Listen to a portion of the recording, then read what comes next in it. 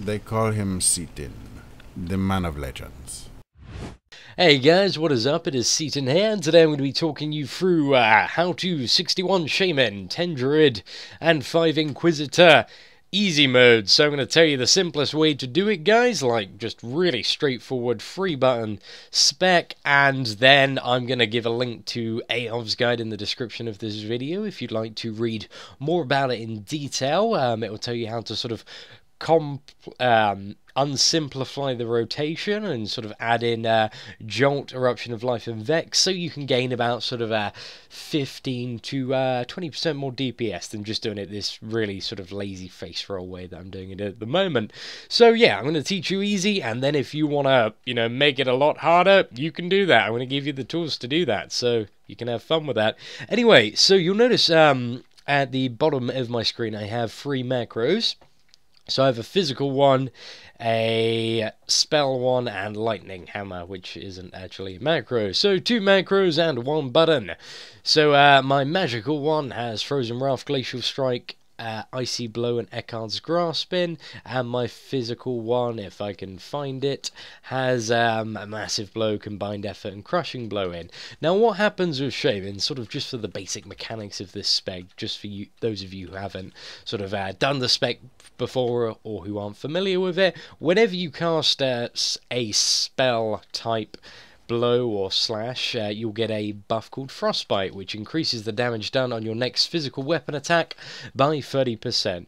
So basically what I've done is I have a spell macro and a physical macro, and the way to win Shaman is to alternate between the two. So this spec simply involves pressing 1, so you want to start off with your magical and then your physical, and then you want to put lightning hammer up. Now you never want to refresh lightning hammer while it's still going, because the way that lightning hammer works is it starts off dealing a bit of damage, and then every tick it gets higher and higher and higher. So you want to refresh that sort of once every 15 seconds. But lightning hammer is also a magical attack, so after a lightning hammer you want to go back to the physical macro. So the way that it works is just 1, 2, 1, 2, and then you'll just keep on alternating 1 and 2 until your lightning hammer is due to be refreshed, which will come up in 2 seconds time, and then you'll hit your lightning hammer macro and then go back to 2, which is the physical macro. So yeah, just alternating those buttons. I've just reset my parser. You'll see that it proves quite some decent DPS, even just for a couple of buttons. So yeah, it's very straightforward to play. I mean, there's not much more I can do to explain the spec, apart from explain the 1 cooldown that you have. Now, you have, well, technically you have 2 cooldowns, but you want to macro them into 1 button that you want to double tap, and the 2 cooldowns are Rage of the North and Deep Freeze. So basically, Rage of the North adds 10 stacks, which increase your critical hit chance of damaging abilities by 10% per stack. So basically, while you have 10 stacks, you have 100% crit chance, and then it gradually works down. And Deep Freeze stuns nearby enemies for 3 seconds, increases damage taken from the Cleric by 50%. Now, what I like to do, and I believe is the best way to use this cooldown, is to use basically 1 spell ability, and then you want to pop the cooldown, and then you want to use Massive Blow, the spell one again, and then get another Massive Blow in before it expires. I may have cocked that up a bit on the demonstration, but that way you can get 2 really large Massive Blows in, and they both have a guaranteed crit chance, because if you have 70% crit on the next one, then that is still, combined with the passive crit that you have from just your gear and also various talent points, then it's practically got 100% chance to crit, although that is slightly gambling, because I think it has like a 90-something% chance to crit, so there's sometimes where it may result in a DPS loss if it doesn't crit, but still, that's the way I like to use that cooldown, and it works best for myself.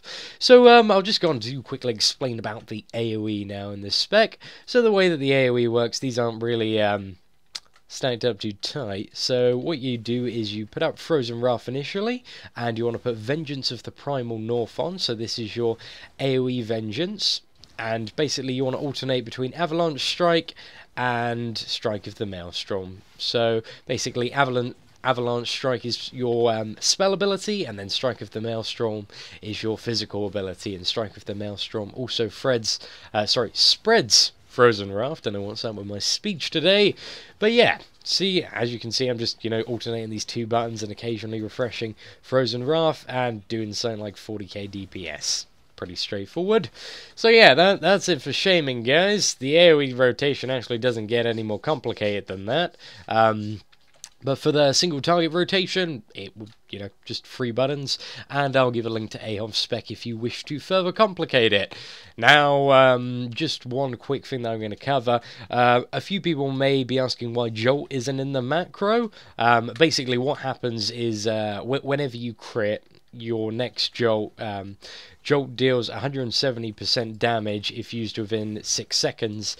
So this belongs in the Frozen macro if you want to include it in. However, it is a bit of a gamble DPS wise, so you can choose to include it in if you believe you're going to crit or not, but you can take it out if you don't want to gamble.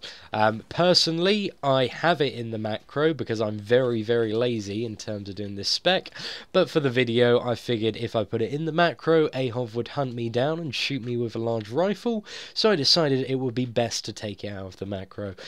Anyways, thank you ladies and gentlemen for watching the video. I hope you learned a bit about Shaman and how it all works. It's a very straightforward spec if you dumb it down a bit, and you only lose about sort of 15 to 20% DPS, which compared to the DPS it can pull, well, still, if you lose 15 to 20% DPS, it's still better than any other DPS spec by a large margin. But I do encourage you to read on Ekkehard's guide and try to sort of take out the simplicity and add in a bit more complexity with adding in sort of Jolt, Eruption of Life, and also Vex. But I'll let you do that on your own time, and leave this guide for people who want to keep it simple, want to keep it easy. This will meet Enraged timers fine, but if you want to sort of, get top of the passes and brag about your EP, then go read Ekkehard's guide now, and like this video and share it.